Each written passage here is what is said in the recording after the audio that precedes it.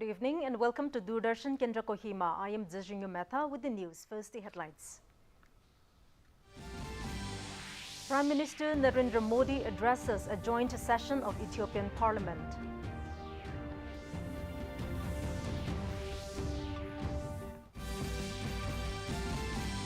Prime Minister Modi to land in Oman on last leg of his three-nation tour.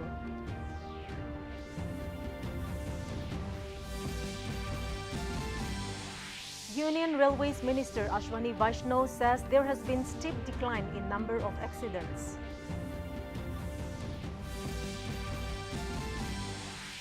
Road and Transport Minister Nitin Gadkari says automatic number plate recognition system to be implemented. And now the news in detail. Prime Minister Narendra Modi today addressed a joint session of the Ethiopian Parliament, a special honor accorded to him during his first bilateral visit to the African nation. Extending greetings from the people of India, the Prime Minister said it was a privilege to speak before the Ethiopian Parliament, which he described as a temple of democracy, and through it to the citizens of Ethiopia. He thanked the Ethiopian government and people for conferring upon him the country's highest civilian award, the Great Honor Nishan of Ethiopia, and welcomed the elevation of India-Ethiopia relationships to a strategic partnership during the visit.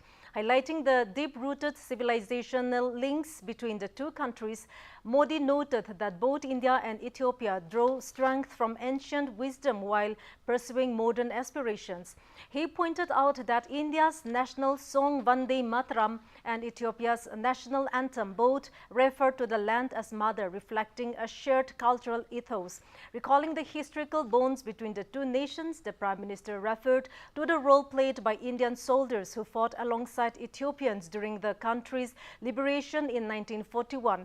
He said it was an honor to pay tribute at the Adwa Victory Monument, which symbolizes Ethiopia's resistance and sacrifices in the struggle against colonialism. Modi reaffirmed India's commitment to strengthening its partnership with Ethiopia and recalled the contribution of Indian teachers and businesses to the country's development.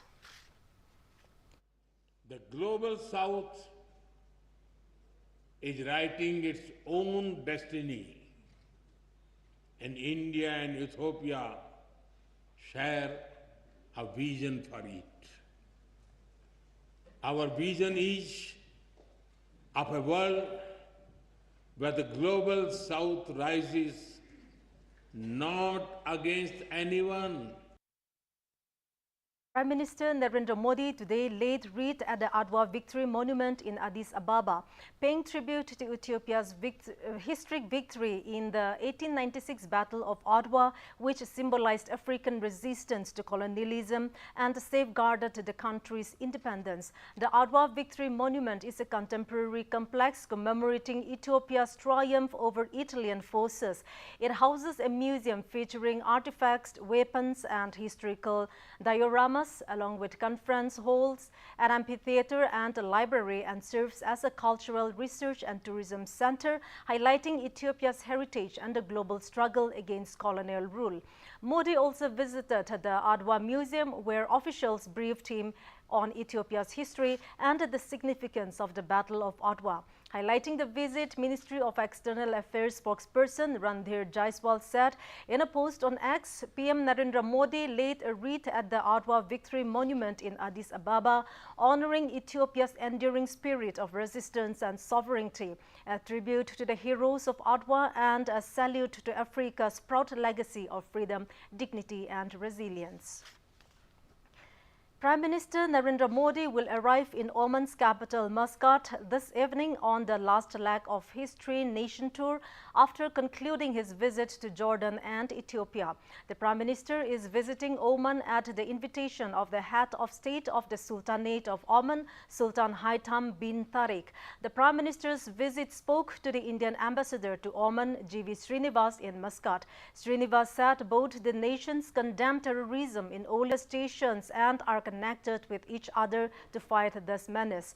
He said strategically also both are very crucial to each other. Prime Minister to the Sultanate of Oman after his last visit in February 2018. It also follows the state visit of His Majesty the Sultan of Oman, to India in December 2023. This visit is of great significance as it will be taking place when India and Oman are together celebrating the 70th anniversary of establishment of diplomatic relations. India and Oman share links which go back nearly 5,000 years. Diplomatic relations were established in 1955. Relations were elevated to a strategic partnership in 2008. Oman's ruler, Sultan Haitham bin Tariq, paid a state visit to India in December 2023. Oman is India's closest defense partner in the Gulf. It's the only GCC nation with which India conducts tri-service joint exercises. Meanwhile, President Draupadi Murmu arrived at Vellore in Tamil Nadu today to offer prayers at Sri Puram Golden Temple. She was rendered a warm welcome by Governor R.N. Ravi, Minister of State for INB Dr. L. Murugan and state ministers. The President was given a Purna Kumbh welcome. She inaugurated a meditation hall in the premises and also planted a tree. The President's visit is part of her week-long tour of southern states including Karnataka and Telangana. Let us now take a short break. Stay with us. Police miss Seema ji अभी police station आई है।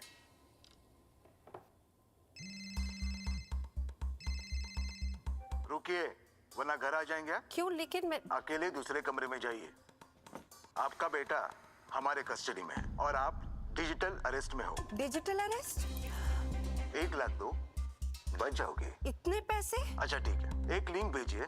अभी processing के लिए 30,000 दो, वरना बेटा jail जाएगा। Jail तो तुम जाओगे। तुम्हारा चेहरा रिकॉर्ड हो चुका है। अरे?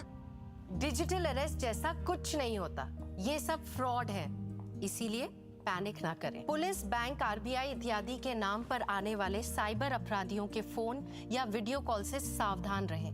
उन्हें पैसे ना भेजें और तुरंत पुलिस में रिपोर्ट करें। Hello mamma.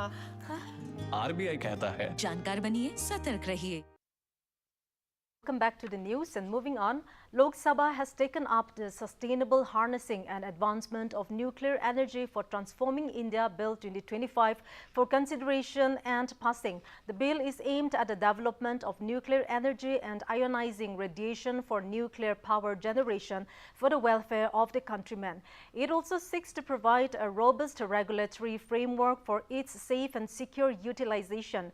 The bill seeks to constitute the Atomic Energy Regulatory Board and the establishment of the Atomic Energy Redressal Advisory Council. Moving the bill, Minister of State for Atomic Energy, Dr. Jitendra Singh, said, "Entire world is moving towards clean energy and the government has set a target of achieving 100 gigawatts of nuclear energy capacity by 2047. Participating in the discussion, Manish Tiwari of Congress opposed the bill and raised concerns over several new clauses in the bill and demanded that it should be sent to the Joint Parliamentary Committee. Union Railways Minister Ashwini Vaishnaw has said that as a consequence of various safety measures taken over the years, there has been a steep decline in the number of accidents. He informed that the central government has been able to bring down the number of rail accidents by 90% from 2014 to 2025. The minister was replying to supplementaries in the Lok Sabha during the question hour today. Union Road and Transport Minister Nitin Gadkari has said that the automatic number plate recognition system will be implemented across the country by the end of next year to replace the traditional toll collection system. He said that the central government is implemented it to enhance efficiency and reduce transit times for vehicles on highways. Replying to supplementaries during question hour in the Rajya Sabha today, Gadkari said after the implementation of this system, fuel of around 1,500 crore rupees will be saved. He also informed that the toll evasion will be eliminated and it will generate the income of 6,000 crore for the government. The minister said a multi-lane free-flow tolling system is at an advanced stage where the vehicle will pay tolls at highways without stopping. 4, 5, 10 minute लगते थे, फिर fast tag आ गया, तो fast tag आने के बाद ये 60 second तक आया है।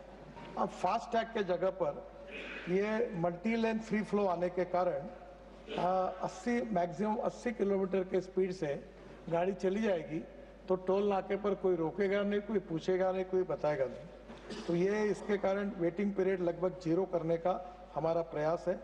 इसमें नंबर प्लेट और recognition plus AI and FASTag ये योजना है और ये इम्प्लीमेंट करने के लिए 2026 एंड तक हम 100% ये काम पूरा करेंगे। और मैं आपको बताना चाहूँगा कि ये काम जब पूरा होगा तो कम से कम 1500 करोड़ रुपए का फ्यूल बचेगा।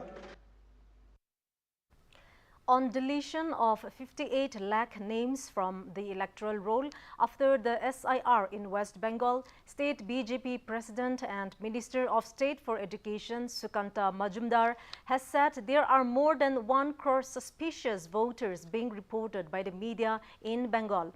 He said that if today someone's name is cut because they did not apply for CAA at the right time, then Mamata Banerjee will have to take responsibility for it. And in cricket, the 4th T20 International between India and South Africa will be played at Bharat Ratna Shri Atal Bihari Vajpayee Ekana Cricket Stadium in Lucknow this evening. The match will begin at 7 p.m. The visitors then fought back and returned the favour by winning the second T20 in Mullanpur before once again Indian bowlers made Proteas batters look clueless in Dharamshala to take a 2-1 lead in the series. The men in blue will hope to win the match and take an unassailable 3-1 lead in the series before the final match.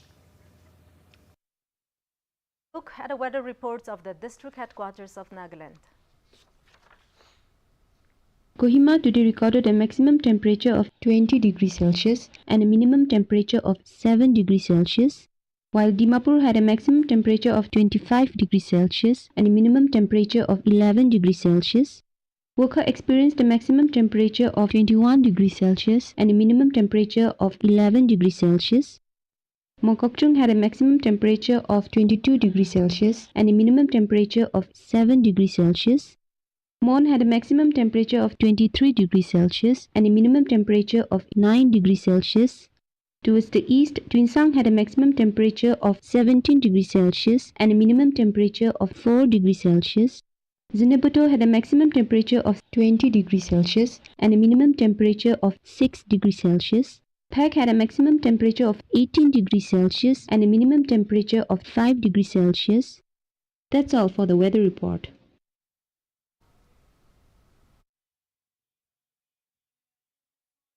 And to wrap up the news, here's a recap of the main points. Prime Minister Narendra Modi addresses a joint session of Ethiopian Parliament.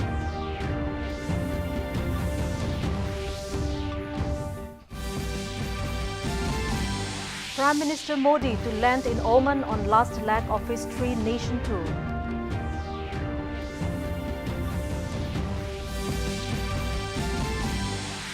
Union Railways Minister Ashwini Vaishnaw says there has been steep decline in number of accidents.